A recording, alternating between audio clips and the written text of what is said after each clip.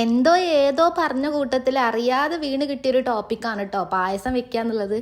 ഇന്ന് വെക്കാം നാളെ വെക്കാന്നുള്ള ചർച്ചയ്ക്കൊടുവിൽ അവസാനം ഇന്ന് തന്നെ അത് ഉണ്ടാക്കി. സാധാരണ പോലെ തന്നെ ഇതും ഉണ്ടാക്കാൻ അവസാനം യൂട്യൂബിനെ തന്നെ ആശ്രയിക്കേണ്ടി വന്നു. ഇന്ന് ആകെ മൊത്തത്തിൽ തിരക്ക് പിടിച്ചിട്ടുള്ള ഒരു ദിവസമാണെങ്കിൽ കൂടി കസ്റ്റമറിന് കൊടുക്കാനുള്ള മെറ്റേണിറ്റി ഡ്രസ്സ് 2 സ്റ്റിച്ച് ചെയ്ത് കംപ്ലീറ്റ് ആക്കിയിട്ടുണ്ടായിരുന്നു കേട്ടോ. പ്രിൻസസ് കട്ടിൽ 2 സൈഡിലും ഫീഡിങ് സിബ് കൊടുത്തോണ്ടാണോ എന്നറിയില്ല, ആ ഒരു കട്ടിങ് സാധാരണ പോലെ അത്ര പെർഫെക്റ്റ് ആയിട്ട് എനിക്ക് തോന്നിയിട്ടില്ല.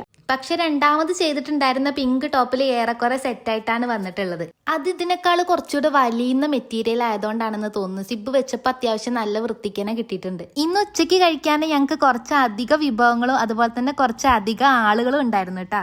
ഈ പായസം ഉണ്ടാക്കാനുള്ള ശാസ്ത്രീയ വശങ്ങളൊക്കെ നോക്കിയിട്ടാണോ ഞാനിത് ഉണ്ടാക്കിയത് എന്ന് ചോദിച്ചാൽ സത്യം പറഞ്ഞാൽ എനിക്ക് അത്ര വലിയ ഉറപ്പില്ല. പക്ഷെ വളഞ്ഞും തിരിഞ്ഞ് ഏതൊക്കെയോ വഴികളിലൂടെ സഞ്ചരിച്ച് 1-ാം പാലും 2-ാം പാലും ഒഴിച്ച് അവസാനം പായസം റെഡി ആയിട്ടുണ്ട്.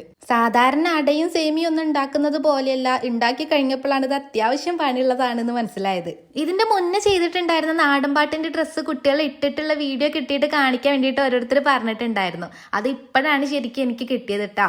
2 ടീമിന് വേണ്ടിയിട്ടുള്ള 2 കളറിലാണ് അത് ചെയ്തിട്ടുണ്ടായിരുന്നത്. ശരിക്കും ഇതുപോലൊരു ബ്ലൗസും അതിലേക്ക് ഒരു മുണ്ടും ആയിട്ടാണ് കോസ്റ്റ്യൂം വന്നിട്ടുണ്ടായിരുന്നത്.